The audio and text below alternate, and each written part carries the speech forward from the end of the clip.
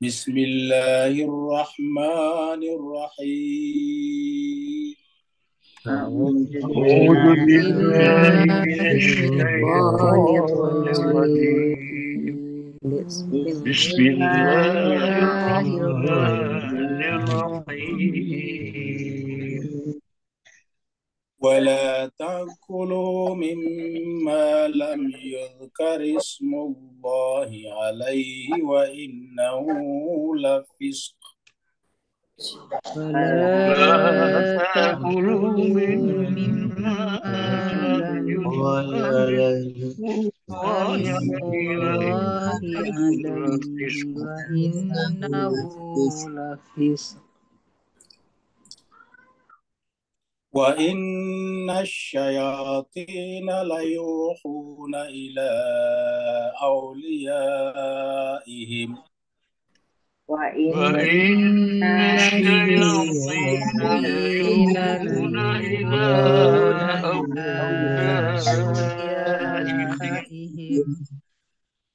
ليوحون إلى أوليائهم ليجادلوكم يوحون إلى أوليائهم ليجادلوكم وإن أطعتموهم إنكم لمشركون وإن أطعتموهم إنكم لمشركون أومن كان ميتا فأحييناه وجعلنا له نورا يمشي به أومن كان ميتا فأحييناه وجعلنا له نورا يمشي به في الناس كمن مثله في الظلمات ليس بخارج منها يمشي به في الناس كمن مثله في الظلمات ليس بخارج منها كذلك زين للكافرين ما كانوا يعملون كذلك زين للكافرين ما كانوا يعملون وكذلك جعلنا في كل قرية أكابر مجرميها ليمكروا فيها وكذلك جعلنا في في كل قرية قرية أكابر مجرميها ليمكروا فيها وما يمكرون إلا بأنفسهم وما يشعرون وما يمكرون إلا بأنفسهم وما يشعرون وإذا جاءتهم آية قالوا لن نؤمن حتى وإذا جاءتهم آية قالوا لن نؤمن حتى نؤتى مثل ما أوتي رسول الله حتى نؤتى مثل ما أوتي رسول الله الله أعلم حيث يجعل رسالته الله أعلم أعلم حيث حيث يجعل يجعل رسالته رسالته سيصيب الذين أجرموا صغار عند الله وعذاب شديد. سيصيب الذين سيصيب الذين أجرموا صغار عند عند الله الله وعذاب شديد شديد وعذاب شديد بما كانوا يمكرون. وعذاب عذاب شديد بما كانوا كانوا يمكرون يمكرون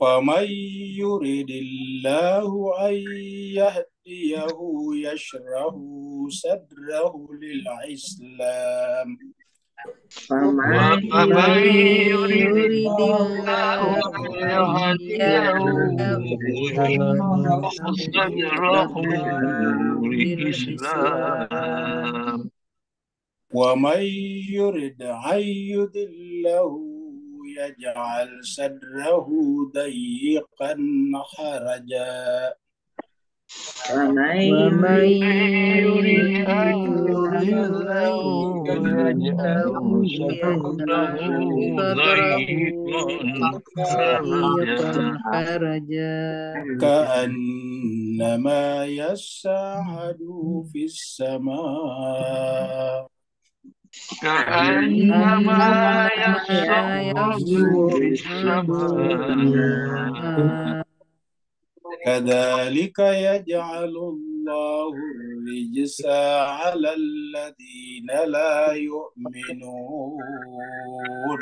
كذلك كذلك يجعل يجعل الله الله الرجس على الرجس الذين على لا الذين لا يؤمنون يؤمنون صدق الله العلي العظيم. صدق صدق الله الله العلي العلي العظيم اللهم صل وسلم وزد وبارك على رسول رسول الله الله وآله المصطفى المصطفى على رسول رسول الله الله وآله الأطهار.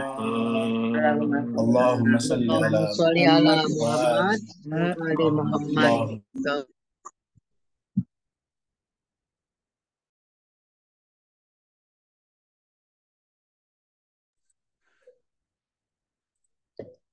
terima kasih banyak jemaah sekalian yang telah ikut membaca ayat-ayat Allah Subhanahu wa taala. Semoga Allah Subhanahu wa taala mencatat semua yang kita baca, semua yang jemaah sekalian baca, sehingga nanti di akhirat menjadi saksi dan sekaligus menjadi cahaya nanti di alam barzah kita, ketika tidak ada lagi yang kita bisa harapkan kecuali harapan kepada Allah Subhanahu wa taala. Pada saat kita masuk ke alam kubur, alam barzah, semua yang kita banggakan di dunia tidak ada yang bersama kita. Mulai daripada keluarga kita, rumah kita, properti kita yang lain, pangkat dan jabatan kita, semuanya tidak akan menyertai kita. Yang menyertai kita di sana adalah cahaya yang Allah Subhanahu wa taala berikan kepada kita melalui iman dan amal soleh kita. Dan setinggi-tingginya amal soleh adalah mempelajari kitab sucinya, karena dari sanalah semua amalan-amalan yang lain datang. Kita teruskan surat Al-An'am, surat yang ke-6. Al-An'am adalah binatang ternak atau hewan ternak.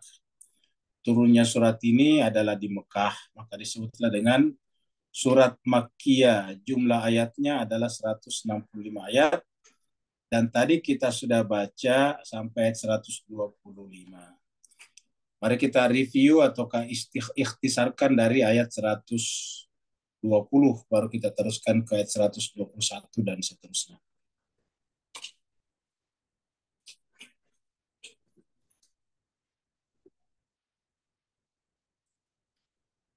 Di ayat 120 Allah SWT berfirman, A'udzubillahi minasyaitonirrajim, Bismillahirrahmanirrahim. Wadaru zahiral ithmi wa batinahu. Jadi kita disuruh membersihkan kehidupan kita dari berbagai macam dosa, ithm. Baik yang zahir ataupun yang batin. Karena di sisi Allah, zahir, batin sama saja. Di sisi kita manusia tentu beda. Yang nampak cuma yang zahir, yang batin kita tidak tahu. Artinya kita tidak tahu apa yang ada dalam diri setiap manusia. Tapi bagi Allah tidak ada yang tersembunyi karena dia sendiri adalah az-zahiru wal batinu. Dalam surat Al-Hadid dikatakan wal awwalu wal akhiru wal zahiru wal batinu. Maka yang zahir adalah dia, yang batin adalah dia. Dia selalu bersama dengan apapun juga tanpa melekat. Sesuatu itu adalah datang karena dia, tapi bukan dia. Jadi apapun yang kita saksikan adalah dia, tapi sekaligus bukan dia. Kenapa dia? Karena tidak ada satu pun yang bisa ada kalau tidak diadakan olehnya. Tidak ada pun yang bisa tercipta kalau tidak diciptakan olehnya. Tidak ada yang zahir kalau tidak dizahirkan olehnya. Tidak ada yang batin kalau tidak dibatinkan olehnya. Karena dialah yang zahir dan dialah yang batin. Maka kaitannya dengan dosa harusnya kita tinggalkan yang zahir ataupun yang batin. Yang batin ini adalah yang ada dalam jiwa kita, benak kita, pikiran kita. Innal ladzina yaqsibunal itsma sayujzauna bima kanu yaqtarifun. Dua kali muncul kata ismu di sini, ismu di sini, ismu di sini. Allah mengatakan kenapa kita disuruh meninggalkan dosa yang zahir dan yang batin? Karena siapa saja yang melakukan perbuatan itsmu, al-itsm, sayujzauna, pasti akan ada balasannya. Dan setiap yang namanya dosa bukan muncul dari hakikat. Yang namanya dosa itu adalah sesuatu yang dibuat-buat. Maka siapa saja yang melakukan perbuatan dosa pasti akan diberikan balasan bima kanu yaqtarifun, atas perbuatan mereka itu. Dan perbuatan yang berkaitan dengan dosa selalu bukanlah asli. Karena kalau yang asli tidak mungkin bernilai dosa. Sekarang kita masuk pada ayat 121. Ini kita bicara lagi tentang makanan yang disebut nama Allah atasnya. Wala ta'kulu mimma lam yudhkarismullahi alaihi. Dan janganlah kalau sebelumnya kita disuruh memakan yang disebut nama Allah, sekarang adalah larangan. Wala ta'kulu, dan janganlah engkau makan. Jadi sebelumnya kan adalah kita dianjurkan memakan makanan yang disebut nama Allah atasnya, dan makanan itu kita sebutkan dalam pertemuan sebelumnya dua macam. Ada makanan untuk zahir kita dan ada makanan untuk batin kita. Jadi ada dua macam. Ada untuk zahir kita dan ada untuk batin kita. Seperti itu. Nah, Allah mengatakan wala taqulu mimma lam yuzkar ismullahi alaihi, dan janganlah kau larangan. Dan janganlah taqulu kalian memakan mimma dari apa-apa lam yuzkar, dan tidak disebut.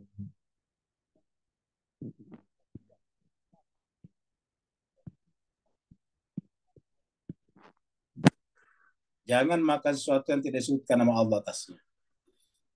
Jadi penyebutan nama Allah itu mutlak, karena dengan menyebut nama Allah kan berarti menyambungkan sesuatu itu dengan Allah. Tapi yang menarik di sini bukan menyebut Allah, tapi menyebut nama Allah. Jadi ingat, bukan lam yuzkarillahu. Bukan tidak disebut Allah, tapi nama Allah. Jadi beberapa kali ayat sebelumnya kan juga begitu. Lam yuzkar ismullah, ataukah yuzkar ismullah. Selalu ada kata nama Allah di sini. Ya. Nama Allah. Sama kalau kita baca bismillah kan, bi-ismi kan begitu. Jadi bismi, Bapak Ibu yang mungkin tidak belajar bahasa Arab, kita sampaikan bahwa dalam tulisan bismi itu ada ismu di situ, sebetulnya aslinya itu bi-ismi ya. Jadi kalau kita lihat di sini, jadi kalau kita membaca ya, bismi begini ya. Nah, bismi. Ya. Nah, sebetulnya ini ada dua kata. Yang kedua adalah ismun. Ya. Ya, ada ismun di sini. Ada ismun di sini. Jadi ada bi, ya bi ini artinya dengan, ismun nama. Ketika digabung bi-nya dengan ismunya, nah ini mimnya menjadi ke bawah namanya bismin, ismin. Ya, gitu. Bismi kan begitu. Jadi kemudian setelah disambung ya menjadi bismillah. Karena setelah digabungkan dengan Allah ini namanya menjadi mudhaf dan mudhaf ilaih, tidak boleh lagi double di sini, tidak boleh dhammatain. Nah, maka kemudian gara-gara disambung dengan bi ini ke sini, maka menjadilah bi ismin. Disambung dengan Allah tidak boleh lagi dhamma, double dhamma di sini. Menjadilah bismillahi. Seperti itu. Jadi sebetulnya ada kata di sini yang hilang, yaitu ya ada ismun sebetulnya. Jadi dalam kata-kata bismi di sini ada ismun yang hilang di sini ya. Ada ismun di sini. Cuma tidak dipakai hamzahnya dibuang, tapi ada di sini. Ya, jadi sebetulnya dengan ismu, dengan nama. Jadi kalau kita baca bismillah itu dengan nama Allah. Jadi dengan nama Allah. Jadi selalu dengan nama Allah. Apa itu nama Allah? Ya bukan Allah. Ingat, nama Allah bukan Allah. Ya. Beda antara nama dengan Allah. Nama kita dengan kita kan beda. Jadi ingat, nama kita, nama manusia dengan manusianya beda. Ya. Nama itu adalah merupakan perantara untuk masuk kepada yang bersangkutan. Misalnya, supaya orangnya berbalik, kita panggil namanya, kan begitu Pak Bos sekalian. Ya, namanya Abdullah. Abdul. Nah, itu baru dia berbalik. Sebetulnya kita inginkan orangnya, tetapi orangnya harus kita balikkan melalui namanya. Nah, begitulah. Jadi nama bukanlah zatnya. Jadi maka kita lihat bahwa nama itu nantinya adalah bisa menjadi, jadi itu kan ada zat, ada perbuatan, ada zat, ada sifat, dan ada perbuatan kan begitu. Jadi ada sifat, maaf ada zat dulu, baru sifat, baru perbuatan. Nah perbuatan ini nantinya yang diberi nama satu-satu. Nah ketika manusia perbuatannya sempurna, maka dia adalah nama Allah sebetulnya sempurna. Karena setiap perbuatan baik pasti adalah perbuatan Allah, hakikatnya begitu. Misalnya memberi, membuat sesuatu itu kan perbuatan Allah. Jadi semua perbuatan baik adalah hakikatnya perbuatan Allah. Makanya mempunyai nama-nama itu. Maka manusia yang mengumpulkan pada dirinya semua perbuatan baik, lahir ataupun batin, maka jelmaan daripada nama Allah. Makanya manusia sempurna seperti para nabi dan rasul, atau yang kita sebut dengan manusia sempurna, insan kamil, itu adalah merupakan manifestasi daripada perbuatan-perbuatan Allah SWT, dan itulah yang disebutkan di sini. Wala taqulu mimma lam yudhkar ismallah. Jangan kalian makan sesuatu yang tidak disebut nama Allah. Artinya, janganlah mengkonsumsi sesuatu yang tidak bersambung dengan Allah. Yang tidak bersambung. Terjadi keterputusan. Nah, kalau kaitannya dengan jiwa kita, artinya janganlah engkau mereguk, menimba atau mengambil ilmu yang tidak tersambung dengan nama Allah. Karena kita sudah sampaikan sebelumnya bahwa yang namanya makanan itu dua macam. Ada makanannya raga, ada makanannya juga jiwa. Makanannya raga ya seperti yang kita tahu semuanya. Ada daging, ada sayur-sayuran, buah-buahan. Makanannya batin adalah pengetahuan. Dan puncak daripada pengetahuan adalah yang tidak mengandung kesalahan atau cacat padanya, yaitu wahyu dari Allah Subhanahu wa taala. Pengetahuan manusia itu masih bisa mengandung cacat, kelemahan, suatu saat bisa dibuktikan kalau dia salah. Banyak pendapat, bahkan seorang filosof besar seperti Socrates yang beratus-ratus tahun dipegang sebagai kebenaran, tapi belakangan terbukti sebagai salah. Bahkan pemikir besar setelah Socrates, yaitu Aristoteles, itu juga mengatakan begitu. Banyak ada pengetahuannya yang ternyata terbukti belakangan salah. Dengan demikian, yang tidak bisa mengandung kesalahan atau cacat itu adalah pengetahuan dari Allah dengan istilah la raiba fihi. Nah, itulah pengetahuan, itulah makanan jiwa kita yang sesungguhnya. Tapi ingat, untuk sampai ke sana harus bersambung dengan nama Allah. Jadi wala taqulu mimma lam yudhkar ismallah alaihi wa innahu, karena sesungguhnya memakan sesuatu yang tidak bersambung dengan nama Allah adalah fiskun, la fiskun benar-benar. Di Bapak Ibu semuanya, itu kata-kata la fiskun ini dua kata adalah benar-benar. Kalau di sini lihat kefasikan itu cuma satu terjemahannya nih. Ya.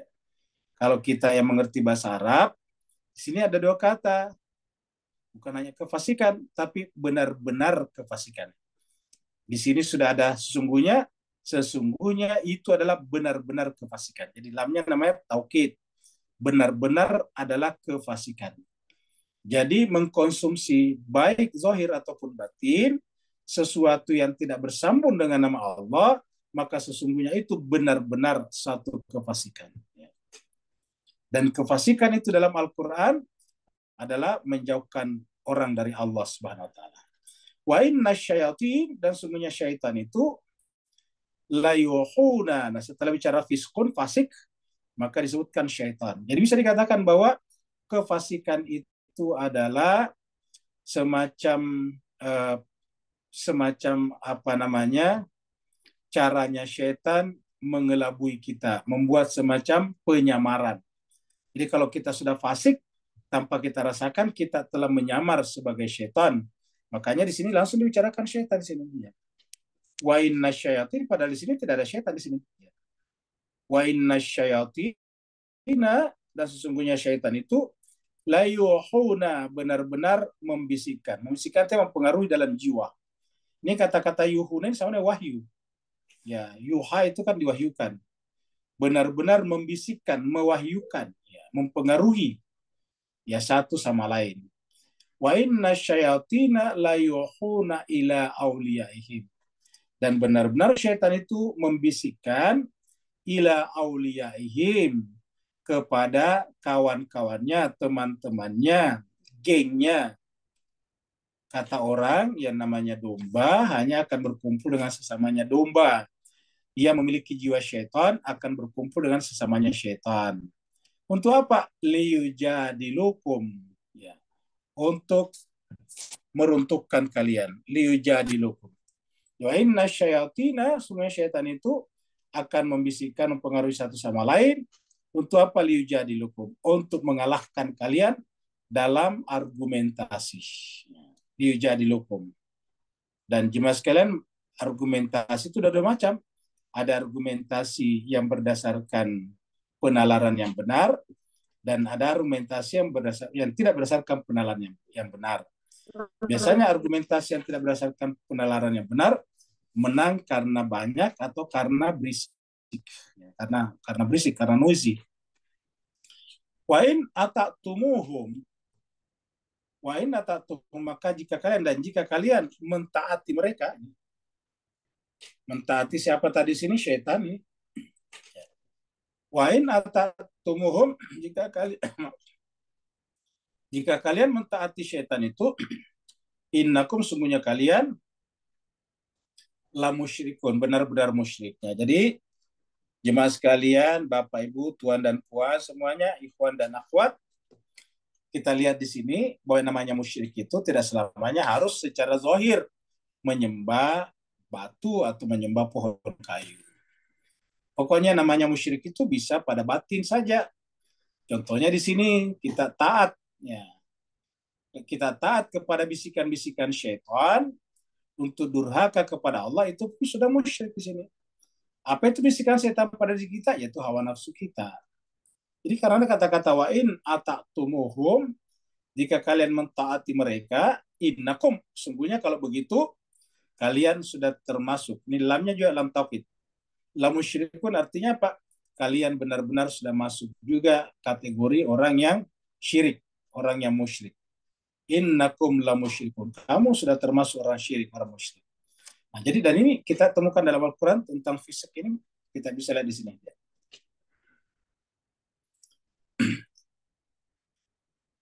Ini kita lihat surat Al-Ma'idah misalnya, ya. Ayatnya 25. Ya. Ini adalah benak, ya, atau kata-kata Nabi Musa kepada Allah ketika telah menyelamatkan Bani Israel dari Mesir Tetapi sekarang tiba saatnya Nabi Musa meminta kepada mereka, tidak ada yang mau patuh. Padahal mereka semuanya telah diselamatkan oleh Nabi Musa. Sudah diselamatkan Nabi Musa mengatakan masuklah ke negeri Baitul Maqdis itu dengan bersujud, maksudnya sujud kepada pintunya, pemiliknya, dan bersikap sopan. Tapi mereka tidak patuh. Mereka maunya penduduknya diusir dulu. Seperti yang terjadi di Israel sekarang, harus diusir orang Palestina dulu, baru mereka, orang-orang Bani Israel itu mau tinggal di sana. Nah, di sini kita lihat Nabi Musa berkata, ini yang dicatat di sini Nabi Musa, ini Musa. Qala, berkatalah Nabi Musa setelah melihat tidak ada yang patuh kepadanya kecuali saudaranya yaitu Harun. Berkatalah Nabi Musa, Rabbi, wahai Tuhanku, inilah amliku illa nafsi. Sungguhnya saya tidak memiliki apa-apa. Maksudnya saya tidak menguasai. Saya tidak memiliki otoritas. Saya tidak memiliki kuasa kepada siapapun kecuali illa nafsi, diriku, wahid, dan saudaraku itu Harun. Jadi walaupun saya kelihatannya banyak, ribuan, ada mengatakan puluhan ribu orang, tetapi Nabi Musa hanya berdua dengan Harun saja. Ya. Mereka semuanya, mereka berdua dipatuhi ketika mereka punya kepentingan. Ketika kepentingan mereka terpenuhi, mereka semuanya tidak patuh. Ini tinggal berdua saja. Ini sama dengan cucunya Nabi. Ya, tanggal 10 Muharram bertepatan dengan hari ini atau kemarin. Ya, ketika semua orang-orangnya sudah terbunuh, maka kemudian dia mengatakan dan dia tidak ada lagi siapa-siapa. Maka dia berkata, hal min nasirin yansuruni.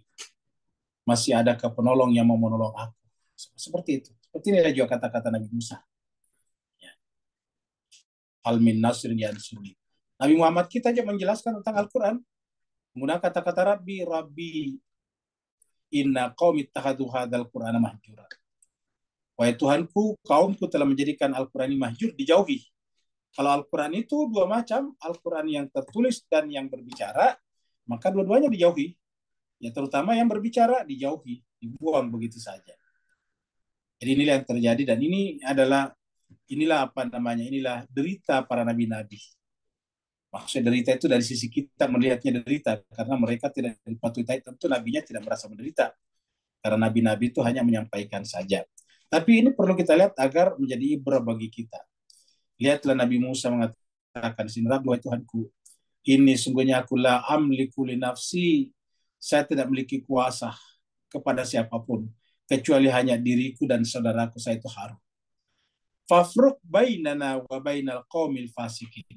Maka ya Allah, fafruq, ya, pisahkanlah bainana antara kami maksudnya dirinya dan Nabi Harun, wa bainal qaumil fasikin, dan mereka Bani Israel yang ternyata fasik. Jadi sampaikan kata fasik di sini. Jadi kefasikan itu artinya apa? Telah meninggalkan kepatuhan kepada manusia suci yang kepadanya Allah utus untuknya. Yang Allah utus kepada mereka melalui Nabi itu. Ya. Qala, lalu kemudian Allah menjawab. Ini jawaban Allah. Ini tadi Nabi Musa mengadu kepada Allah. Sekarang Allah menjawab. Qala, fa innaha muharramatun alaihim arba'ina sanatan. Karena mereka tidak patuh kepada nabinya, Allah kemudian memutuskan, fa inna, maka sungguhnya muharramatun. Haknya di sini adalah Baitul Maqdis. Ya.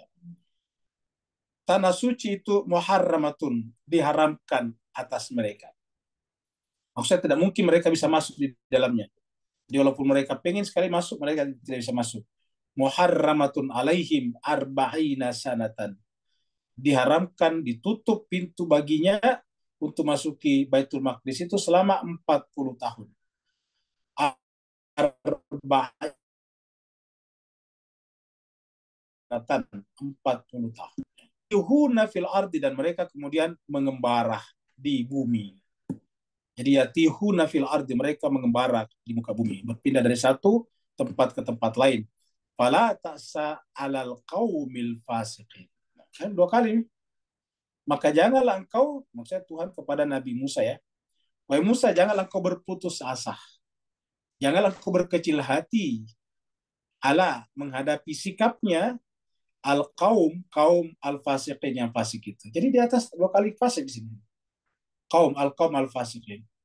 Kalau di sini tadi Nabi Musa mengatakan, saya tidak memiliki kuasa kepada Bani Israel. Saya hanya memiliki kuasa pada diriku dan saudaraku itu Harun. Sekarang Allah menjawab dengan kata-kata, janganlah engkau berputus asa. Janganlah engkau berkecil hati dalam menghadapi Bani Israel yang fasik itu. Alal qaumil fasiqin. Ini 2 kali diulangi. Ya. Kita kembali lagi ke sini. Jadi inilah pentingnya tadi, la fiskun. Dan ternyata fiskun atau fasik itu sebetulnya di dalamnya ada unsur syirik, yaitu memperturutkan hawa nafsunya sendiri.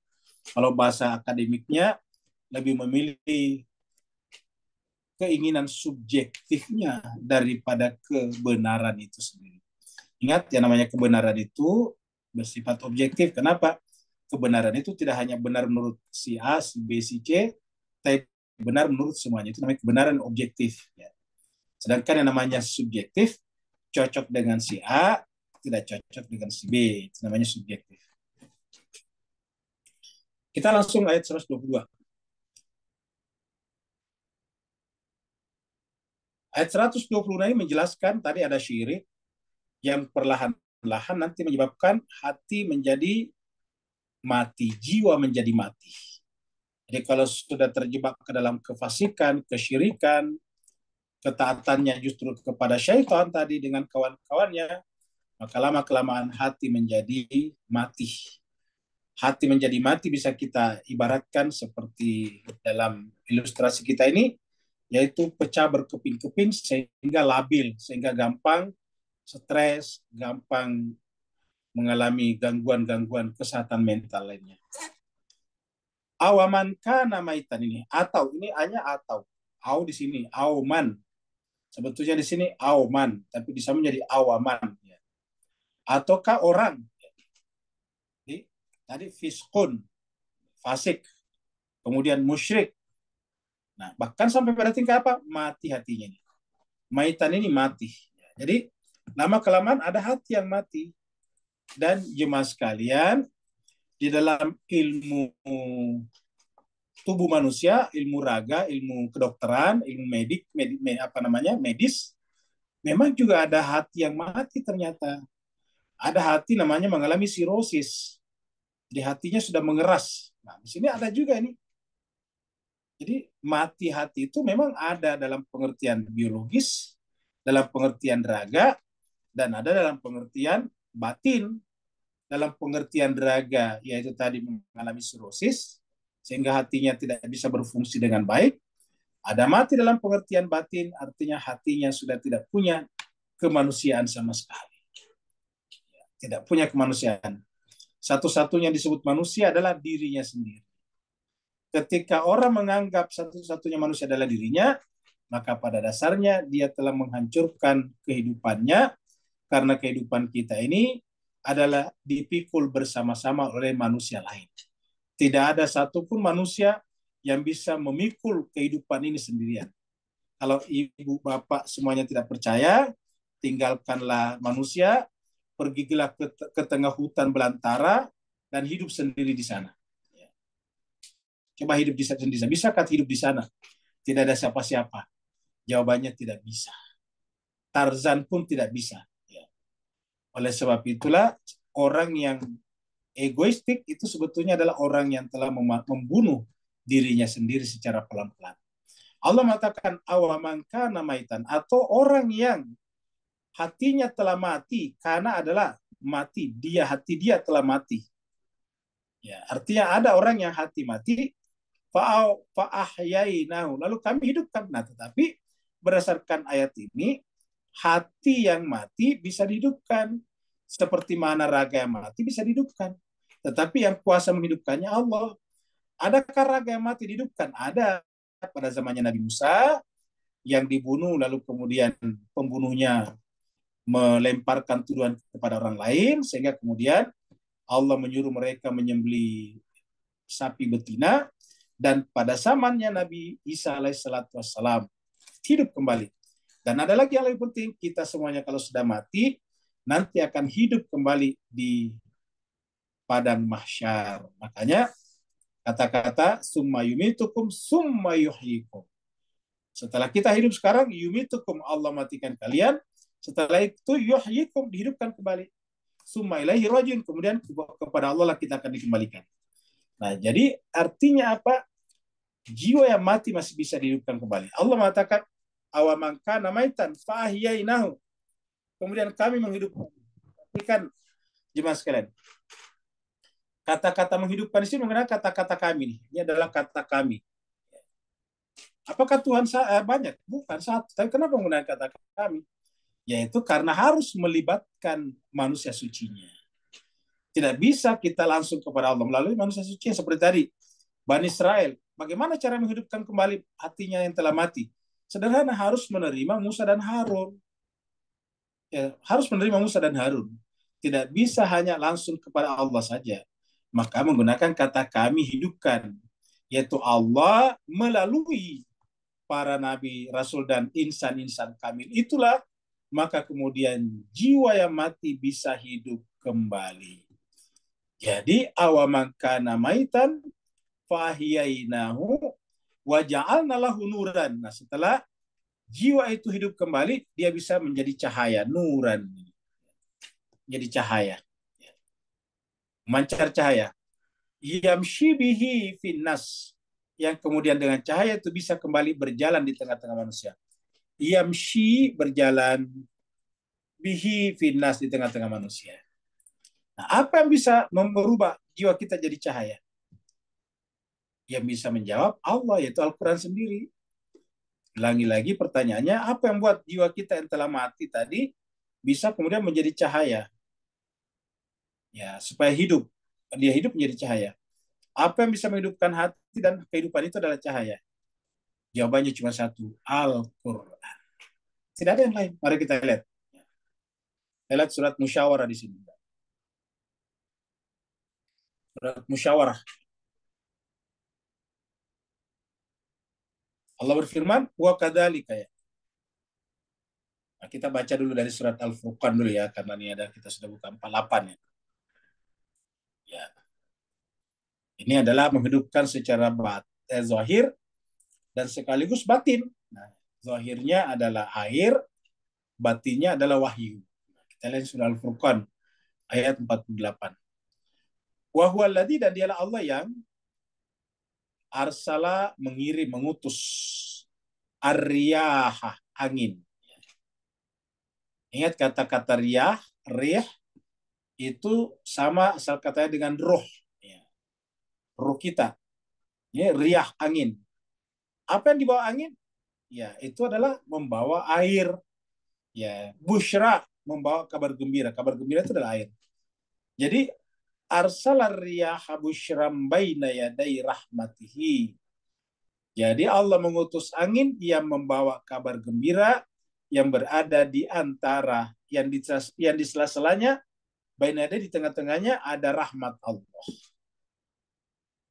Nah, setelah kemudian angin itu bertiup ke atas daratan, membawa awan yang di dalamnya ada kandungan air, wa anzalna, lalu kami turunkan, minas samai, dari langit, dari awan tersebut, ma'an, air. Air apa? Tahura, yang suci. Ingat, tahura, air yang suci. Makanya kalau kita kotor kan ada namanya tohara. Tohara. Tohara itu tidak cukup dengan mandi, tapi ada syarat-syarat, ada caranya, ada urutan-urutannya. Jadi wa anzalna minas sama'i ma'an tahura. Kami turunkan dari air, dari langit itu air. Untuk apa? Mensucikan. Jadi intinya kan adalah mensucikan. Dan dari mana yang mensucikan? Dari langit. Jadi tidak ada yang bisa mensucikan kalau bukan dari langit. Ini air pun juga dari langit ini. Anzalna, kami turunkan. Sama dengan Al-Quran kan, anzalna Al-Qur'ana. Anzalna, kami turunkan, minas sama'i, dari langit, ma'an, air. Tahura, yang mensucikan. Nah, coba kita pindah ke ayat musyawarah. Wa kadzalika auhayna, begitulah kami wahyukan. ilaika kepada Muhammad ruhan. Ini ruh tadi mirip dengan rih tadi. Ya. Kalau tadi di sini ini adalah ya tadi kita lihat di sini ya. Mana tadi? Sorry, bukan tadi ya. Ini kita lihat tadi di sini reh, ini reh, arreh, ini riyah ya. Ar-riyah. Kalau di sini adalah roh. Sama-sama nih, ra di tengahnya ada huruf sakit, baru ha. Roh, reh, sama. Jadi wakadzalika begitulah kami wahyukan ilaika kepada Muhammad ruhan, roh min amrina dari urusan kami, dari otoritas kami, dari kehendak kami. Ma kunta, kamu tadinya tidak tadri mengetahui menyadari. Mal kitab, apa itu Alkitab? Artinya Nabi tidak pernah belajar kitab suci sebelumnya. Tak pernah belajar Injil, tak pernah belajar Zabur, tak pernah belajar Taurat. Walal iman, dan kamu yang tidak tahu iman. Walakin akan tetapi ja'alnahu, kami menjadikan hu-nya kembali ke ruh di sini. Kami jadikan roh yang kami wahyukan dari langit itu jadi apa? Jadi nuran, cahaya nih. Lain-lainlah cahaya. Ja'alnahu nuran, ini yang masuk di sini. Kita lihat sini nuran ini. Ini yang muncul di sini nuran. Waja'alna, ini sama waja'alna lahu nuran. Kami jadikan baginya nur, ini sama di sini. Ja'alnahu nuran. Kami menjadikan Al-Quran itu kan Al-Quran tadi nih. Ya. Roh di sini adalah Al-Quran karena wahyu. Kami jadikan Al-Quran itu nur. Di mana jadi nur? Dalam jiwa. Jadi tujuan kita belajar Al-Quran bukan hanya menghafal Al-Quran, bukan hanya supaya fasih membacanya, supaya kalau kita baca itu suaranya indah, bukan itu saja. Tapi yang paling penting, yang paling utama adalah agar ayat-ayat Al-Quran yang kita baca itu menjelma menjadi cahaya. Ja'alnahu nura, menjadi cahaya. Yang dengan cahaya itu, nahdi, kami bimbing, kami guide. Bihi, dengannya, man nasya, orang siapa saja kami kehendaki. Tapi dengan catatan min ibadina, di antara hamba-hamba kami. Jadi syaratnya harus menjadi apa? Ibadina, menjadi abad. Man nasya'u min ibadina. Wa innaka, dan sungguhnya kamu Muhammad di antara hamba ini la tahdi, benar-benar, lamnya taukid. Benar-benar tahdi, kamu bisa memberikan petunjuk ila kepada suratin mustaqim, jalan yang lurus. Saya kira clear jemaah sekalian ya. Sekarang kita balik lagi ke sini. Nah, jadi kita ulangi lagi. Awaman kana maitan fa ahyainahu wa ja'alna lahu nuran yamshi bihi finnas. Berjalan dengan cahaya ini. Jadi ini adalah nurnya di sini menjadi hi di sini ya. Berjalan di mana? Finnas, di tengah-tengah manusia.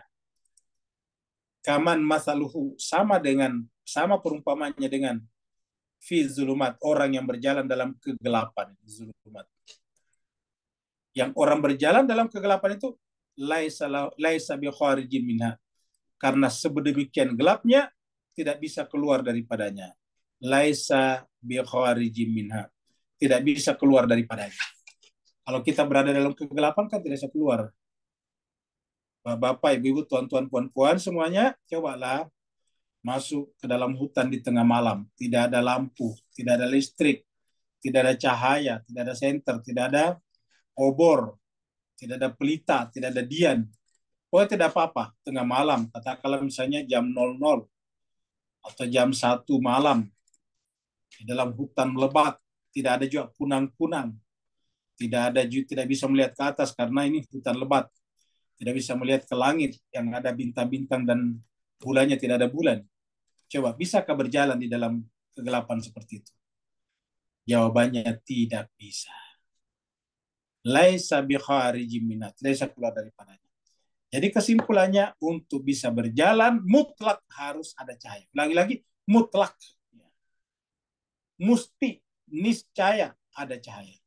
Kalau tidak ada cahaya, berarti berada dalam kegelapan mutlak, dan laisa bi kharijim minha, tidak mungkin keluar daripadanya. Disinilah pentingnya menghidupkan kembali tadi jiwa yang telah menjadi mati. Dan untuk menghidupkan jiwa yang telah mati cuma satu, cahaya. Untuk menghidupkan jiwa yang telah mati adalah cahaya. Bahwa berkonsultasi dengan psikolog itu bagus, datang ke psikiater bagus, tetapi semuanya belum bisa menyelesaikan substansi jiwa manusia. Al-Quran mengatakan untuk menghidupkan jiwa yang sudah mati, untuk menghidupkan jiwa yang sudah mengalami sirosis, hanya satu, yaitu menghidupkan cahaya. Cahaya apa? Cahaya Al-Quran. Cahaya wahyu yang datang dari langit. Hanya dengan cara seperti itulah manusia bisa keluar dari kegelapan mutlak, sehingga kemudian bisa keluar daripadanya. Kadzalika begitulah. Zuyyina lil kafirin. Kalau orang sudah ingkar, ini kafirin, maka dia menganggap indah. Zuyyina lil kafirin makanu ya'malun, apa yang mereka kerjakan. Jadi jemaah sekalian, kita tentu menghormati dunia sains atau dunia sains, dunia ilmu pengetahuan yang berkembang terus-menerus. Tapi sekali lagi kita sampaikan bahwa dunia pengetahuan itu terkadang belakang hari dibuktikan kalau itu adalah salah. Ternyata ada yang benar lagi. Jadi terkadang berubah-ubah ini kalau pengetahuan manusia. Dulu semua orang tahun 70-an dianjurkan semua orang supaya berkeluarga berencana. Membatasi anak maksimal 2. Bahkan ada negara orang hanya punya 1 anak saja. Tapi belakangan ini mulai dirasa kalau ternyata itu salah. Terjadi namanya defisit pertumbuhan penduduk. Bahkan menurut Elon Musk, ya, bahaya terbesar peradaban manusia adalah ancaman defisit pertumbuhan penduduk. Makanya Elon Musk sendiri telah mempunyai 12 anak. Jadi Bapak, Ibu, Tuan-tuan pemohon searching aja di Google berapa anaknya Elon Musk. Itu 12. Tak terbayangkan dulu kan ada orang Eropa, orang Amerika yang anaknya 12. Mereka paling pelit punya anak. Tapi dia mengatakan tidak. Kalau orang tidak punya anak sekarang banyak, ini akan menjadi musibah peradaban paling besar. Nah, di tahun 70-80 dianggap itu baik. Keluarga yang sejahtera adalah keluarga yang anaknya cuma 2. Sekarang justru dianjurkan orang punya anak. Di beberapa negara dikasih insentif. Kalau mau punya anak lagi ditambah kasih sekian bonus dari negara. Kan artinya pengetahuan itu relatif, ya. Bisa benar, bisa salah. Dengan demikian kita menghormati pengetahuan bahwa kalau kita ada masalah jiwa datang ke psikolog, datang ke psikiater dan sebagainya. Tetapi menurut Al-Quran, kalau orang mau jiwanya sehat hanya satu caranya. Isilah jiwanya dengan ayat-ayat Al-Quran. Isilah jiwanya dengan kitab suci Al-Quran. Iya. Fa'ahyainau, kami hanya bisa menghidupkan jiwa telah mati dengan cahaya. Dan cahaya tadi berdasarkan surat musyawarah tadi di sini adalah Al-Quran. Ruhan. Yang kemudian menjadi nur. Nuran. Ini cuma satu saja, Al-Quran. Tidak ada yang lain. Kalau kita sudah melakukan ini, ya akhirnya kita tidak perlu lagi ke psikolog, tidak perlu lagi ke psikiater. Kenapa? Karena Al-Quran adalah merupakan syifa'un lima fis sudur. Dia adalah obat yang paling mujarab untuk penyakit yang ada dalam jiwa. Itulah sebabnya, walaupun dia tinggal di negara maju, kekayaannya banyak, tapi kalau tertutup hatinya terhadap Al-Quran, namanya kafirin, maka justru perbuatan buruknya dianggap indah. Kadzalika begitulah zuyyina lil kafirin. Bagi orang kafir itu dianggap indah. Maka nu ya'malun, apa yang mereka kerjakan. Seakan-akan ilmu pengetahuannya, sains dan teknologinya bisa menyelesaikan segala-galanya. Bahwa sains dan teknologi penting, ingat. Kita tidak menolak teknologi. Bahkan kita di sini sering sekali menyebutkan pentingnya umat Islam maju dalam bidang sains dan teknologi. Tapi ingat, itu adalah tools, itu adalah instrumen yang sifatnya lahiriah, bukan batiniah. Lalu apa yang batiniah? Cahaya. Dan itu adalah Al-Quran. Zuyyina lil kafirina ma kanu ya'malun. Pada akhirnya, orang-orang tertutup hatinya terhadap Al-Quran akan menganggap indah perbuatan buruknya, sehingga lama-kelamaan menjadi akumulatif. Keburukan demi keburukannya menumpuk, sehingga semakin tua, semakin tidak jelas pandangan hidupnya. 123.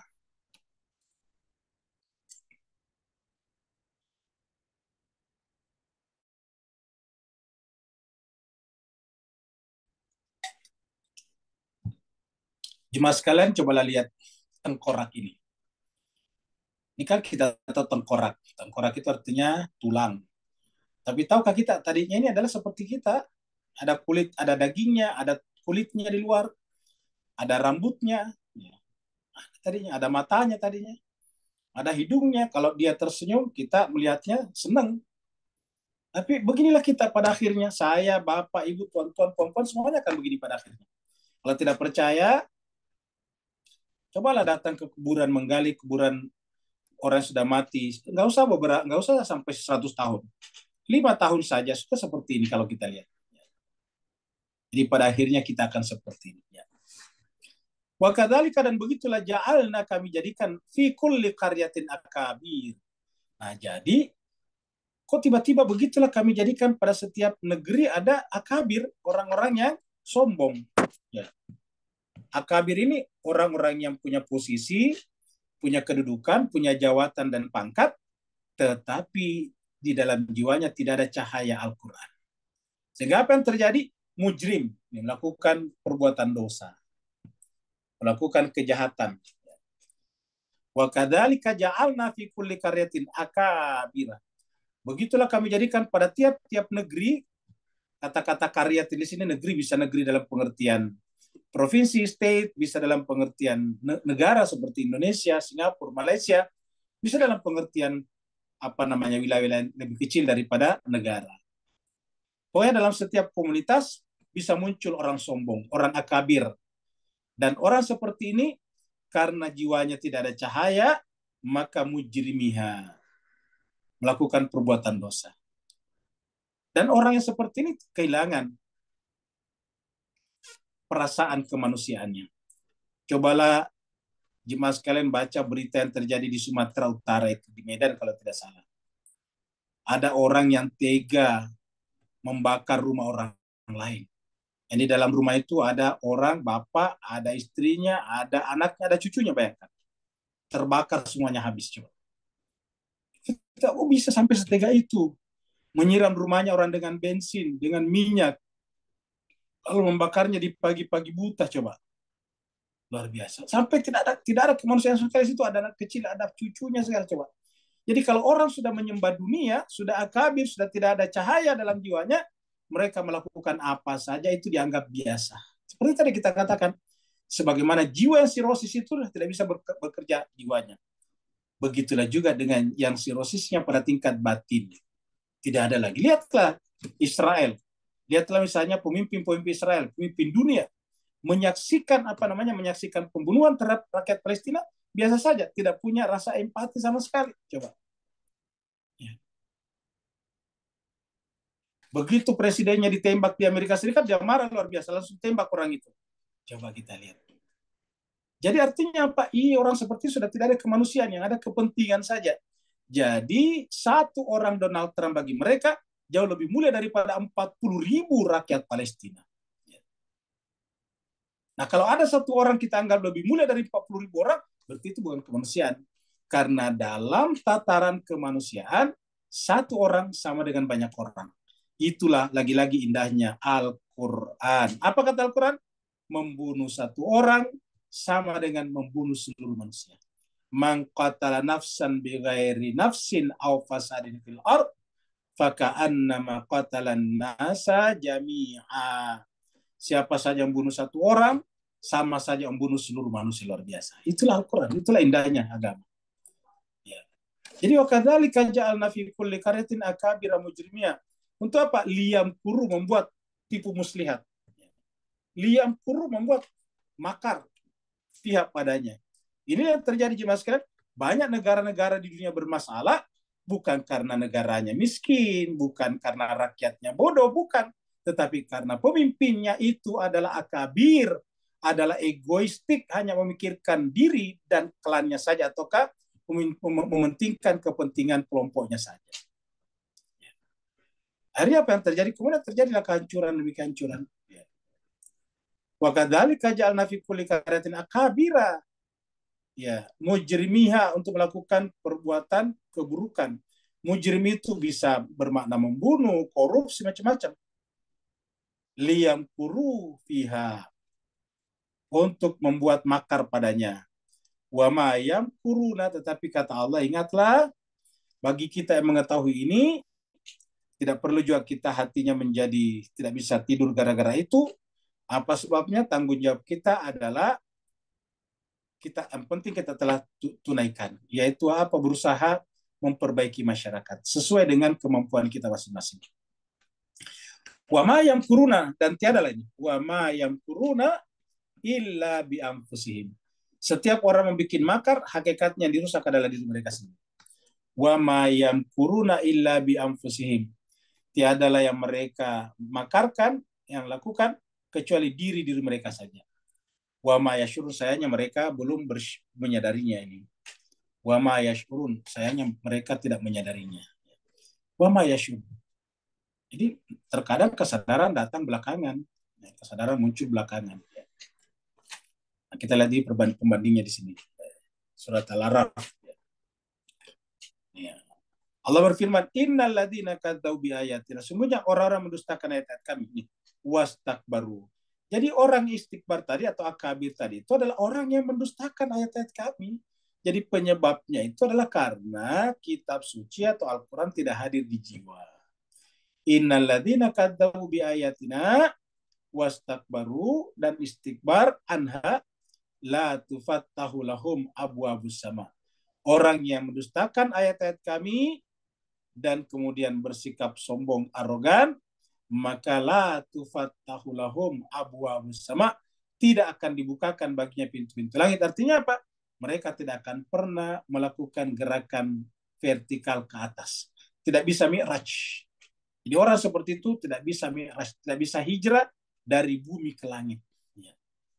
La tufattahu lahum abwabus sama wala yadkhuluna jannata, dan mereka tidak akan bisa masuk surga hatta sampai yalijal jamalu, sampai onta sendiri juga bisa masuk fi sammil khiyat, di dalam lubang jarum. Artinya tidak mungkin, karena tidak mungkin onta masuk dalam lubang jarum. Wa kadzalika, dan begitulah, najzi, kami berikan balasan al mujrimin, ini para pendosa, para pembuat kerusakan. Wa kadzalika najzil mujrimin, begitulah kami memberikan balasan kepada orang-orang mujrim. Ya, seperti itu. Kita lanjut lagi.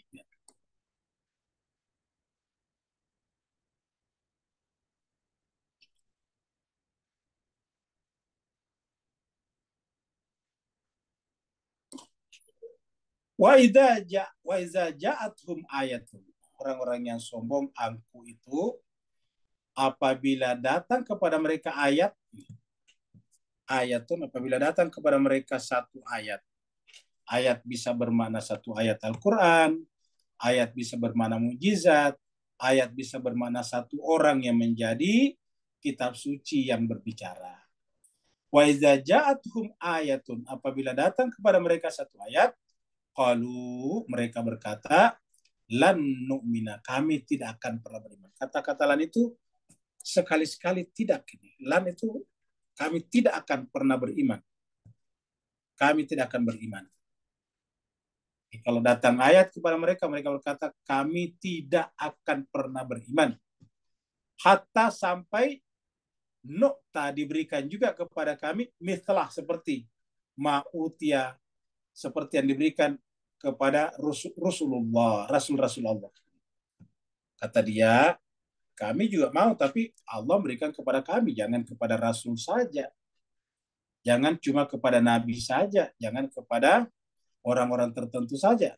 Ya kalau memang Tuhan mau membimbing kami, kenapa kitab suci hanya diberikan kepada Muhammad? Kenapa kitab suci hanya diberikan kepada Nabi Isa? Kenapa kitab suci hanya diberikan kepada Nabi Daud, Nabi Musa, dan sebagainya? Ya, harusnya diberikan juga kepada kami, kata mereka. Maka dikatakan, apabila datang ayat kepada mereka, mereka berkata, lan nu'mina, kami sungguh tidak akan beriman, hatta nu'ta mithla ma utiya Rasulullah, sampai Allah juga memberikan kepada kami sebagaimana yang diberikan kepada Rasulullah. Mereka lupa bahwa Al-Quran atau kitab suci itu adalah hanya boleh diterima oleh jiwa yang suci, yang kesuciannya sempurna. Boleh jadi kita juga suci, tapi belum sempurna. Ibaratnya itu kelihatannya seperti kain. Kalau kita lihat itu kan sudah bersih. Ya, kalau kita pakai mikroskop, oh masih banyak kotorannya, masih banyak debu-debunya, bahkan mungkin ada di sana bakteri-bakterinya. Nah, begitulah juga jiwa kita. Kita mungkin merasa sudah bersih, tetapi di mata Tuhan belum. Lalu siapa yang paling tahu kalau jiwa manusia itu benar-benar sudah bersih? Ya, hanya Allah. Karena hanya Allah lah yang mengetahui hakikat semua jiwa manusia. Maka Allah mengatakan, Allahu a'lamu, Allah lah yang paling tahu, haitu, di mana saja pantasnya ya ja'alu, dia tempatkan. Ya, kita artikan ya ja'alu di sini, dia tempatkan. Secara bahasa ya ja'alu menjadikan. Tapi kita artinya saja menempatkan. Karena berkaitan dengan apa? Berkaitan dengan risalah. Berkaitan dengan risalah. Itu kitab suci. Jadi Allah lah yang paling tahu di mana, maksudnya di jiwa siapa, di jiwa mana pantasnya risalah itu ditempatkan. Jadi Allah yang paling tahu. Kita ini bahkan tidak tahu hakikat diri kita. Sering kan kita mendengarkan bahwa kita ini tidak tahu diri. Kita ini manusia terkadang tidak tahu diri. Sampai filosof mengatakan, kenalilah dirimu sendiri. Kenapa? Karena banyak di antara kita tidak mengenal dirinya.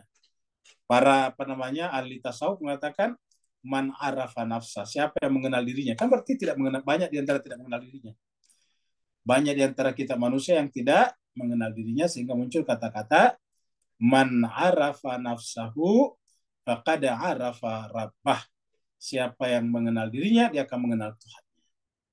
Jadi Allah mengatakan, dialah yang paling tahu di jiwa mana saja pantasnya ditempatkan risalah itu. Sayusibul ladina ajramu sagarun indallah.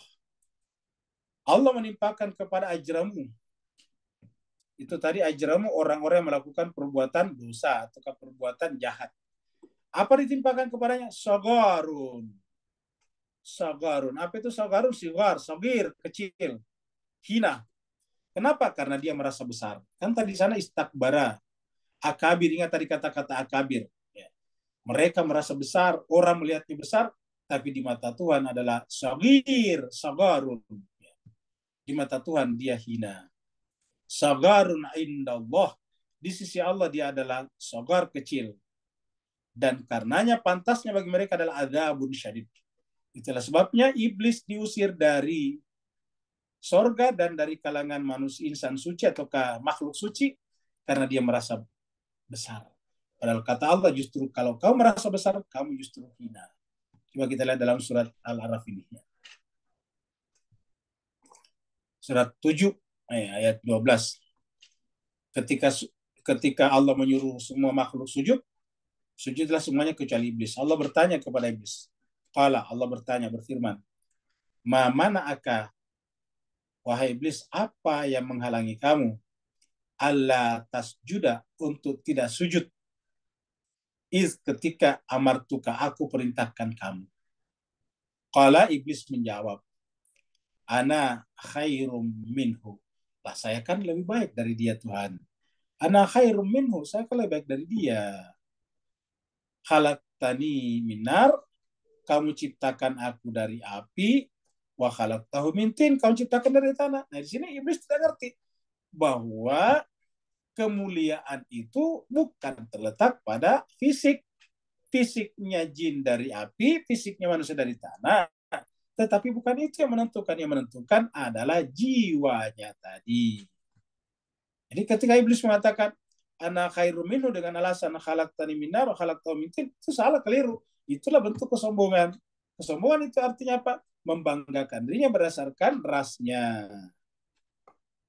Qala, Allah berkata, berfirman, kalau begitu wahai iblis, fahbit, turunlah. Fahbit minat, turlah. Kamu tidak cocok tinggal di tempat yang mulia ini, yang suci ini. Fama yakunu laka an tatakabar. Karena kalau kamu kalau kamu mengkategorikan diri kamu sebagai makhluk suci, tidak boleh ada rasa kibar dalam dirinya. Fama yakunu laka an tatakabar. Tidak ada alasan bagi kamu untuk tatakabar, takabur, menyombongkan diri. Fiha, di dalamnya. Baru fakhrus, keluarlah. Jadi ini turunlah, keluarlah. Kata turunlah di sini turun derajatnya dari yang tinggi, kemudian summaradadnahu asfala sabil, ke tempat yang paling rendah. Setelah itu keluar dari wilayah yang dimuliakan. Lalu dikatakan innaka, sungguhnya engkau minas sagirin. Ini sagirin kecil. Innaka minas sagirin. Nah, sama dengan di sini tadi. Lihat. Sagor, ya. Sayusibul ladina ajramu sagarun indallah wa adzabun syadidum bima kanu yamkurun. Bukan hanya mereka dihinakan, tetapi juga dapatkan azabun syadid, azab yang keras, bima kanu yamkurun, karena perbuatan makar mereka. Wa adzabun syadid bima kanu yamkurun, karena perbuatan makar mereka. Seperti itu. Ya. Kita lanjut lagi. Ayat terakhir. Kalau hati itu indah, nah kurang lebih seperti ini semuanya. Ini ayat yang terakhir. Jadi tadi sudah berbicara di atas, nah sekarang berbicara tentang orang yang hidup hatinya. Kalau orang hatinya hidup menyala tadi cahaya, maka dia lapang. Allah mengatakan, "Famay yuridillah," maka siapa saja yang Allah kehendaki. Yuridillah artinya Allah kehendaki. Ini pelakunya Allah, ini adalah kata kerjanya. Siapa saja yang Allah kehendaki, an yahdiyahu, untuk diberikan hidayah kepadanya, untuk dipandu, untuk digait, untuk dibimbing. Maka bagaimana tandanya? Yashrah sadrahu lil Islam. Maka Allah melapangkan dadanya untuk menerima Islam. Jadi tanda orang yang akan menerima kebenaran itu adalah yashrah sadrahu. Yashrah. Sadrahu, melapangkan dadanya lil Islam, untuk Islam. Famay yuridillah ayyahdiyahu yashrah sadrahu lil Islam. Dia akan melapangkan dadanya untuk Islam. Apa itu Islam? Kedamaian. Jadi kedamaian. Coba lihat jemaah sekalian berbahagia. Ada saudara-saudara kita yang mengaku Muslim, yang dilakukan apa? Mengacau negara Muslim, mengacau Irak, mengacau Suriah, mengacau Libya. Sehingga siapa yang diuntungkan di sini? Ya Israel. Ketika negara-negara Muslim di Timur Tengah itu lemah, ribut, ya untuk Israel menjadi kuat sendiri. Tapi siapa yang mengacau Syria? Siapa yang mengacau Libya? Ya orang yang mengaku Islam juga. Tapi kalau dia kelompok Islam yang benar, yang cinta kepada kedamaian, walaupun dia bersenjata, tidak mungkin menciptakan kekacauan. Jemaah sekalian, itu kalau Hizbullah di Lebanon ingin mengacaukan Lebanon itu gampang. Bahkan bisa melakukan kudeta kalau dia mau. Bisa mengambil alih pemerintahan di Lebanon kalau dia mau. Kenapa? Pelajarilah semua teknologi militernya Lebanon, pemerintah Lebanon, kerajaan Lebanon, governmentnya Lebanon. Itu jauh lebih kuat Hizbullah daripada pemerintah Lebanon persenjataannya. Jauh lebih kuat persenjataannya Hizbullah daripada Lebanon. Tapi kenapa Hizbullah tidak pernah misalnya melakukan kudeta atau mengacau pemerintah? Ya karena memang bukan untuk mengacau. Dia sudah berkata bahwa tidak mungkin ada satu peluru kami yang akan menyerempet, melukai satu warga Lebanon. Itu dia sudah katakan. Apalagi menjatuhkan pemerintah, nggak mungkin. Kami mempersenjatai diri hanya untuk menahan ekspansi Israel dari selatan, yaitu Israel Utara. Kita tahu bahwa Israel itu selalu memperluas wilayahnya. Ada wilayahnya Suriah diambil, namanya dataran tinggi Golan. Ada dulu wilayah Mesir diambil, namanya Sinai. Pokoknya setiap saat dia memperluas wilayahnya. Makanya satu-satunya negara di dunia yang tidak ada batas negaranya itu Israel. Bisa cek sendiri di peta atau di Google. Satu-satunya negara di dunia yang tidak punya batas negara adalah Israel. Kenapa? Niatnya adalah untuk mengekspansi, memperluas, mengintrusi negaranya sampai nanti Lebanon diambil, Suria diambil, Yordania nanti akan diambil, Saudi akan diambil. Karena bagi mereka Israel Raya itu adalah berada di antara dua sungai besar yang membentang dari Suria sampai ke Irak. Itu namanya Israel Raya. Nah, jadi jemaah sekalian berbahagia, dan kita lihat buktinya sekarang. Ya. Sudah terjadi tahun 48, cuma banyak di antara kita belum lahir, termasuk saya. Tapi kita sekarang melihat dengan mata kepala bagaimana niat jahat Israel dan Amerika dan sekutunya adalah untuk menghilangkan kekuatan-kekuatan Timur Tengah selain daripada Israel. Jadi penempatan Israel di Timur Tengah sama dengan penempatan orang Anglo-Saxon dulu di Australia. Penempatan orang Anglo-Saxon dulu di benua Amerika. Sama dengan itu. Pengulangannya terjadi sekarang. Tapi banyak di antara kita tertipu. Orang Islam just ada yang mengacau negaranya sendiri. Coba itulah yang terjadi pada Hizbullah. Hal yang terjadi pada siapa? Pada Houthi. Houthi itu yang ada sekarang di Yaman. Kalau dia ingin merebut pemerintahan secara keseluruhan, gampang. Nih, lihat aja tuh. Ya, Amerika aja bertekuk lutut. Bayangkan itu apa namanya, kapal induknya Amerika itu dirudal sama dia. Coba. Tapi kenapa dia tidak? Ya karena kan tujuannya bukan untuk melakukan kudeta. Dia sudah tahu, Houthi sudah tahu bahwa suatu saat nantinya Israel akan mengambil semua wilayah Palestina dan kekuatan-kekuatan sekutu akan mengirim bantuan ke Israel melalui apa? Melalui Laut Merah. Maka Laut Merah harus dikuasai. Bukankah sudah ada Saudi di sana? Dia sudah tahu bahwa Saudi itu bisa dibeli. Ya. Maka Houthi membuat kekuatan pas di pintu Bab Al-Mandab itu. Ya. Jadi inilah jemaah sekalian.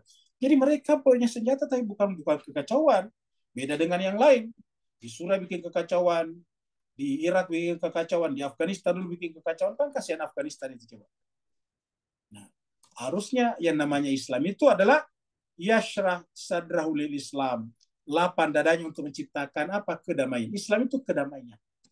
Jadi umat Islam jangan dimanapun orang Islam berada nggak perlu dikhawatirkan. Umat Islam tidak mungkin melakukan kudeta. Umat Islam tidak mungkin. Mungkin ada mengatakan lalu kenapa dulu di Iran ada gerakan Khomeini?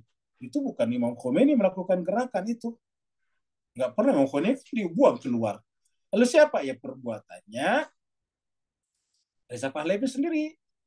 Ya, Reza Pahlavi sendiri melakukan perbuatan. Kenapa? Ya tidak diperhatikan rakyatnya. Bayangkan waktu memperingati peringatan 2.500 tahun kerajaan Persia. Tidak ada satupun orang Iran yang diundang. Semua yang diundang adalah orang dari luar. Bahkan catering-cateringnya dari Perancis. Coba, rakyat marah. Ketika rakyat marah, ya ditembakin satu persatu. Ya tambah marahlah rakyat. Imam Khomeini datang itu setelah semuanya sudah selesai, datang begitu. Jadi ketika Imam Khomeini nyatakan kamu memimpin revolusi, bukan yang melakukan revolusi rakyat sendiri. Kenapa? Karena dia ditindas oleh Reza Pahlavi. Seperti itu. Negara manapun yang menindas rakyatnya pasti akan hancur. Dimanapun. Apabila sebuah negara sudah menindas rakyatnya, suatu saat pasti akan hancur. Karena rakyat pasti tidak tahan untuk menderita terus-menerus. Ya. Ini Allah mengatakan, yasrah sadraul Islam. Maka dikatakan juga, wa may yurid ayyudillah, siapa yang diinginkan kesesatannya oleh Allah, yaj'al sadrahu dayiqa. Maka dadanya, nih, sadrahu dayiqa, sempit. Sedangkan Al-Quran itu apa? Syifa'ul lima fi sudur. Sudur itu adalah bentuk jamak dari sadar. Sadar adalah bentuk mufrad, tunggal, jamaknya sudur. Al-Quran mengatakan dirinya adalah merupakan syifa. Syifa terhadap siapa? Syifa'un lima fi sudur. Obat terhadap apa yang ada di dalam dada. Jadi yaj'al sadrahu dayiqa harajan, sehingga mengalami kesulitan. Orang yang seperti itu hidupnya jadi sulit. Hartanya banyak, kaya raya, tapi dia tetap sulit, sempit. Ya. Ka'annama, seakan-akan yasa'adu fis sama. Seperti orang yang naik ke langit. Bagaimana kalau orang naik ke langit? Yaitu orang sesak napas. Orang ke atas itu kan sesak nafas. Kadzalika begitulah ya ja'alullah, Allah menjadikan ar-rijsa, ini rijs. Kadzalika jalrisa alal ladzina la yu'minun. Jadi kalau orang tidak beriman, maka jiwanya diisi dengan rijs, kotoran. Kadzalika jalal rijsa, kotoran pikiran, kotoran hati itu rijs. Pertanyaannya, adakah orang yang tidak ada rijs dalam hatinya? Ada. Ya, Tuhan mengatakan di dalam surat 33, coba kita lihat di sini. Coba kita buka surat 33 di sini. Surat 33. Ayatnya 33 juga. Kita loncat ke sini. Innama, hanya saja. Yuridullah, Allah ingin. Allah berkehendak apa? Liyudhiba, untuk menghilangkan. Angkum dari kalian. Apa? Ar-rijsa, kotoran. Ini rijs. Siapa yang tidak ada rijs? Ahlal bait, keluarga Nabi. Innama yuridullah, sungguhnya yang Allah inginkan adalah liyudhiba angkum, menghilangkan dari kalian ar-rijsa, kotoran, ahlal bait, keluarga Nabi, wa yutahhirakum, dan mensucikan kalian, tatahira, dengan sesuci-sucinya. Tadi kan dengan pembahasan kita di sana, ya, menurunkan air dari langit, tahura, untuk mendatangkan kesucian, sama tadi. Nah, mereka itu suci dengan sesuci-sucinya, dan di dalam hati tidak ada rijs. Nah, di sini dikatakan bahwa kadzalika ja'allahu rijsa 'alal ladzina la yu'minun. Kalau dia ada rijs, berarti la yu'minun. Artinya apa? Orang beriman itu tidak sepantasnya ada rijs dalam hatinya. Tidak sepantasnya ada iri hati, dendam, dan sebagainya. Ya, coba kita dengarkan Bapak, Ibu-ibu, tuan-tuan, puan-puan, mendengarkan berita hari ini saudara-saudara kita di Bandung, Jawa Barat. Ya, sederhana saja, memperingati haul. Jadi kalau di dalam agama itu ada namanya wilada dan ada haul. Wilada kelahiran, biasanya disebut dengan maulid, maulid Nabi misalnya. Kalau lahir namanya maulid, wilada. Kalau kematian, peringatan ulang kematian, ulang tahun lahir, ulang tahun kematian, namanya haul. Saudara kita di Bandung memperingati haulnya cucu Nabi, Sayyidina Hussein. Tapi ada orang yang mengaku Islam juga mendemo menghentikannya. Padahal apa masalahnya coba? Konser bisa diadakan di mana-mana. Ya, konser Alam Walker dulu terjadi di PIK, itu ramai luar biasa. Orang bayar punya datang. Bisa aman, tentram. Orang peringati haul cucu Nabi kok di demo. Yang demo siapa? Orang mengaku Islam juga. Ini kan ironi Pak Ustaz kalian. Ya, film-film horor diputar setiap saat di bioskop-bioskop. Oke-oke aja. Ya, coba kita lihat. Konser diadakan setiap saat, yang biasa-biasa saja. Tapi kok memperingati haul Nabi kok dibubarkan? Ini kan nggak habis pikir. Dan yang melakukan itu siapa? Orang Islam juga. Justru kalau preman tidak pernah mengganggu yang seperti itu. Ya, luar biasa jemaah sekalian. Ya, tapi inilah yang terjadi.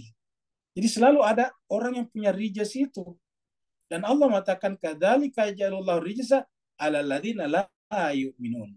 Selalu ada rijaz kalau dia tidak beriman dalam pengertian yang sesungguhnya. Nah, mudah-mudahan jemaah sekalian, kita yang selalu membaca dan membaca kitab suci Al-Quran ini tertuntun hatinya untuk membebaskan hati kita dari rijaz-rijaz sekecil apapun, agar kita masuk dalam kategori yuridillahu ayyahdiyahu, yang Allah kehendaki untuk diberikan hidayah, untuk diberikan petunjuk. Karena hanya dengan petunjuk Allah lah kita bisa selamat dunia dan akhirat. Dan tanda orang mendapatkan petunjuk oleh Allah adalah yashrah sadrahu lil Islam. Terima kasih banyak. Kalau ada benarnya dari Allah Subhanahu wa taala, kalau ada kekurangannya adalah dari kekurangan pribadi saya sendiri. Dan Al-Fakir juga turut mengucapkan, turut berbelasungkawa kepada saudara-saudara kita yang ikut melakukan haul pada hari ini atas meninggalnya, terbunuhnya cucu dan Nabi yang dicintainya, yaitu Sayyidina Hussein radhiyallahu anhu. Sehingga kemudian kita juga semoga nanti dapat syafaatnya di yaumil akhirah. Karena di akhirat semuanya kita butuh kepada syafaat. Kita ini adalah hamba-hamba yang hina, yang banyak rijasnya, yang banyak kotoran-kotorannya. Harapan kita kepada Allah Subhanahu wa taala. Maka di antara doa-doa yang selalu kita ucapkan adalah Rabbana zalamna anfusana wa illam taghfir lana wa tarhamna lanakunanna minal khasirin. Rabbana, wahai Tuhan kami, zalamna anfusana, kami terus-menerus menzalimi diri kami, ya Allah. Zalamna anfusana, kami zalim terhadap diri kami. Wa illam taghfir lana, kalau bukan karena Engkau yang mengampuni kami. Wa tarhamna, kalau bukan Engkau yang menyayangi kami. Lanakunanna minal khasirin, maka kami akan masuk ke dalam golongan orang-orang yang merugi. Semoga bermanfaat. Kalau benar dari Allah, kalau ada kekurangan dan kehilafannya dari kekurangan dan kecacatan Al-Fatih sendiri, mohon dimaafkan. Yang mau bertanya dipersilakan dengan segala hormat.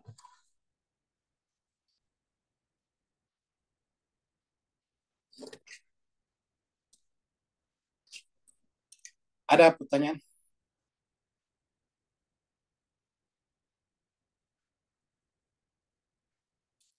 Kalau tidak ada, berarti kita akhiri sampai di sini.